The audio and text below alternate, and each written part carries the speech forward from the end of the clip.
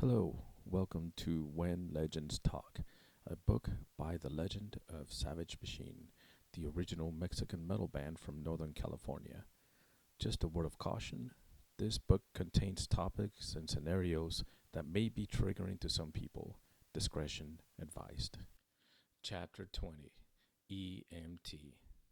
We started playing gigs, but the guys were disappointed that we were not drawing people to the shows. Mom and Papa had arranged for a neighborhood party in their backyard and asked us to perform during the party. When we started playing, one of the neighbor's sons was visiting and was surprised to see me performing. My brother used to joke that I knew everyone because everywhere we went, we would run into someone I knew. This was also the case. My brother asked how he knew me, and the response was, "He's a legend. He once won a wrestling tournament with a broken arm." And due to this exaggeration, the legend was born.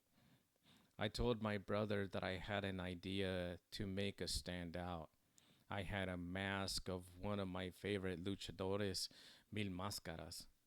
I was going to put the mask on during our performance, and it would help me transform into a different person, the front man of the band, my alter ego. He was not too fond of the idea, but I did it anyways. At first, we thought the whole thing was a fail, but we played the next show without it, and several people showed up from the previous show asking why I didn't have the mask, so I brought it back. I would rotate between several masks, Mil Máscaras, El Santo, and Blue Demon, all my favorite luchadores. Later, my mom would help me create a mask with our band symbol on the face of it, and that became the official face of the legend and band logo. She made a few masks to sell at our merchandise table, and they sold quickly, but they were a lot of work for little profit. I had several masks professionally made that I would rotate for live performances. We started booking bigger shows, and the whole family would come with us, even on road trips. My mom and sister would be selling merchandise, Papa would be shooting video, and older sister would get up on stage and perform a baile folclórico during the breakdown part of one of our songs, Rockero.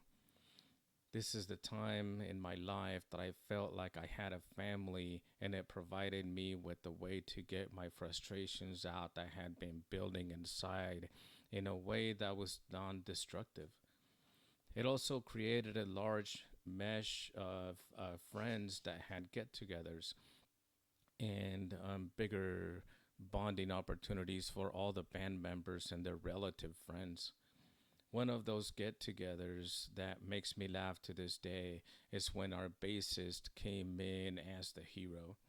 Everyone was drinking heavily, and a girl at the party passed out pretty early. Being that most people were intoxicated, another girl at the party started freaking out and ran outside yelling for someone to call 911. Our bassist ran in with a beer in one hand and a cigarette in the other, yelling, "It's okay, I'm an EMT."